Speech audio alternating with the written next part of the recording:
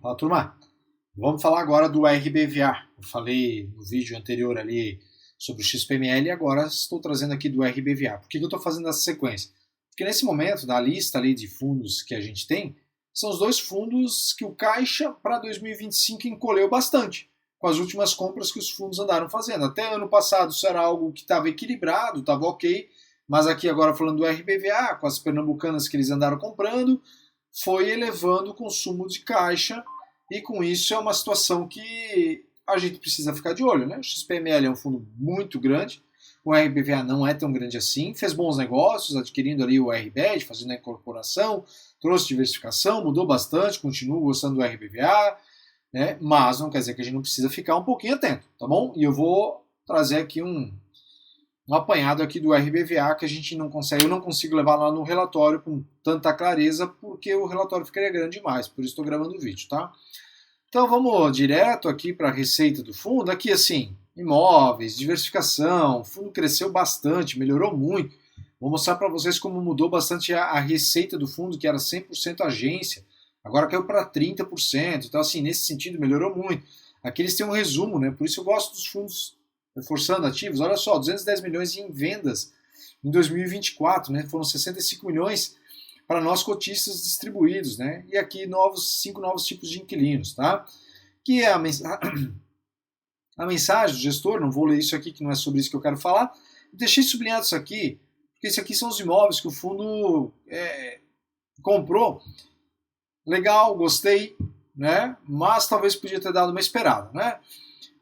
Porque nos relatórios passados, do penúltimo relatório, não no último, no penúltimo, o gestor informou que ele não conseguiu mais fazer vendas pela situação do momento, tal como ele gostaria de fazer, por isso também diminuiu o guindaste ali de distribuição, que era de 1 e foi para 0,90, né, sendo que o recorrente aqui de resultado do fundo para o primeiro semestre de 2025 fica em 0,80, mas vai diminuir, tá? Porque eu já mandei um fato relevante lá para vocês falando dele, né? Mas o fundo ele vai continuar distribuindo 0,90, que ainda tem ganho de capital a distribuir, tá? Então dá uma olhada aqui na DRE, a gente vê que de setembro para cá, o fundo ele não vendeu mais imóveis, né? Receita de venda de imóveis, não teve mais, certo? Então a receita que o fundo tem aqui são receita de locação, 21 milhões 596 mil 726 reais com as novas aquisições, incorporação do RBED. A gente vê que ele acumulou pouco, né? No ano do ano de 25, 24, 0,15 e 0,10 no segundo semestre. Então ele distribuiu praticamente tudo que vinha recebendo, ele não foi acumulando. Aqui o histórico de distribuição, mas vamos falar da alavancagem, tá? Então, olha só como é que está a situação do fundo, tá? 1,2 bi, 1,8 bi. Ele tem FIs 99 milhões, quase 100 milhões. Assim, nesse momento não dá para contar com isso, como eu falei do XPML também, eu nem sei se eu citei, mas o XPML também tem fundos lá para vender, mas a situação não permite para vender, a não ser que vendesse com prejuízo. Então nós temos um caixa aqui de 17 milhões, ele encolheu mais, normal, já era esperado, pelas compras, pelo que ele assumiu de pagar em parte em dinheiro ali, e valorizar receber 57 milhões.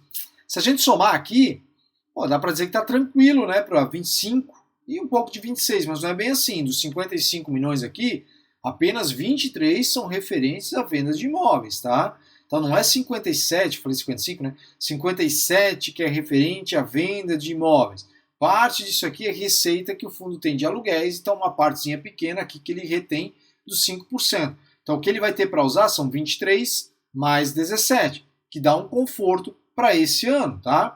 Então nós temos aqui aquisições por CRI de 253 e outros aqui de 52, que está aqui, certo? Então vamos descer lá para onde eles têm a estrutura deles desenhadinho e tudo mais. Aqui, ó, que eu falei do bancário, diminuiu bastante a concentração do setor bancário. Ponto muito positivo isso aqui, tá? Tá diversificando de uma forma bem significativa o fundo. É que o momento de juros, NTNBs, né, que a gente viu se desenhando ano passado, lá para setembro e outubro, é que vai estragando um pouco. Porque se a gente volta para abril, as perspectivas, né, dos analistas, economistas, era uma. Então o RBVA, os gestores, os HGU, o TXE, todos. Tu tem aquela perspectiva, vamos crescendo, vamos aproveitar o momento. Né? E aí mudou bastante essa questão de perspectiva de crescer.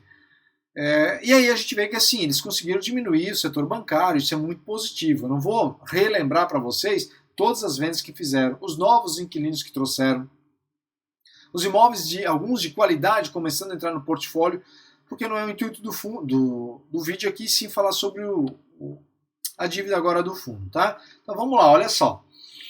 Aqui nós temos o cronograma, né? Para 25, ele precisa de 29 milhões. Então vocês viram lá que ele tem 17 em caixa. Então tá faltando aqui uns 11 para 12 milhões. Só que ele tem mais, eu falei 17 ou 23 lá.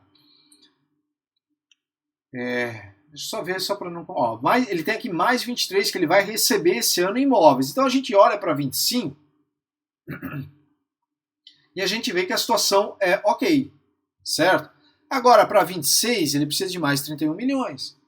Né? E ele tem aqui com os 5% que ele retém lá do início, que eu acho que eu nem cheguei a falar sobre isso, aqui do início, DRE aqui, esses 5% aqui, a gente vê que subiu bastante, né? Era 10, 14, receita, né, de locação, né? Foi para 21, porque os imóveis educacionais, eles elevaram bastante a renda, só que lembrando que o fundo tem mais cotas, né? Então, isso acaba não refletindo diretamente para nós cotistas, a gente começar a ganhar do nada a mais assim, né? Então, assim, subiu a renda, a gente pega os 5% de lá, a gente tem 1 milhão aqui para o fundo trabalhar, certo? Então, para esse ano, tá numa situação boa? Tá ok. Para aqui, 26, o fundo vai ter que fazer o que o XPML vai fazer, eu imagino. Vender imóveis, né? Não tem jeito. E a gente viu que os últimos 3, 4 anos não conseguiu fazer as vendas de imóveis.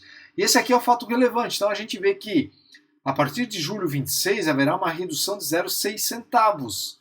Isso quer dizer que esse 1 milhão aqui, ele vai até junho, né? A partir dessa retenção de 1 milhão e 79 mil, a partir de julho, isso aqui também diminui, porque ele sai de 0,80 no recorrente e vai para 0,74. Então automaticamente 5% retido também diminui. Era legal eles poderem mostrar para nós com quanto aqui, né, eles conseguem pagar. Né? É pouca coisa, né, os 5%. Vai bater aqui assim. E o caixa está diminuindo. Então a gente olha aqui, ó, o CRI, RBVA, com as últimas aquisições pernambucanas ali, subiu a alavancagem. Porque a gente pega os CRIs do RBED aqui, a gente vê que não é tão alto, né? O RBED de Santo André, de 12 milhões, e o RBED SBC, CRI, RBED, né? SBC 22 milhões. Aqui é pequeno. Né? Aqui é que ficou grande, porque ele tinha uma alavancagem, e aí com as pernambucanas subiu mais essa alavancagem. E aí a gente vê o seguinte, né? Para quem acaba lendo o relatório só assim, vai ver o seguinte: é importante destacar que não vislumbramos riscos do fundo de deixar pagar a sua alavancagem, uma vez que a estrutura da alavancagem utiliza os aluguéis recebidos pelo GPA para pagamento dos valores devidos, ou seja, o pagamento dos valores realizados, ou seja, o valor dos pagamentos realizados pelo fundo será igual ou menor do que o valor dos aluguéis recebidos. Ok? Como a dívida e os aluguéis são reajustados pelo mesmo indexador, não há descasamento de valores, tudo bem, mas isso aqui é para pagar os juros. Né? Então sobra aqui, né, para pagar os juros, legal, eles conseguem distribuir dividendos, mas nós precisamos de dinheiro para pagar o principal aqui. Né? E o fundo hoje ele está assim para esse ano. Então o que a gente vai precisar aqui também? Acompanhar vendas, certo? O fundo precisa fazer vendas. E com essa saída aqui, a gente já vê que a cota... eu fechei. Deixa eu ver como é que está a cota. Eu acho que ela abriu caindo, né? Vamos só dar uma olhada aqui. A cotação RBVA 11. Ó, já saiu caindo aqui quase 1% hoje. Né? Futuramente, perspectiva de receita em queda, cotação cai em queda. Jada, oportunidade? Depende. Né? Nesse momento, eu vou esperar o fundo soltar notas que eles estão vendendo imóveis. Vendeu 2 imóveis lá, conseguiu levantar mais uns 20, 30 milhões. Beleza, temos 2 anos tranquilo aqui. Né? Aí ok. Né? Mas nesse momento, eu fui comprando bastante o RBVA no passado. Por 4 meses seguidos comprei.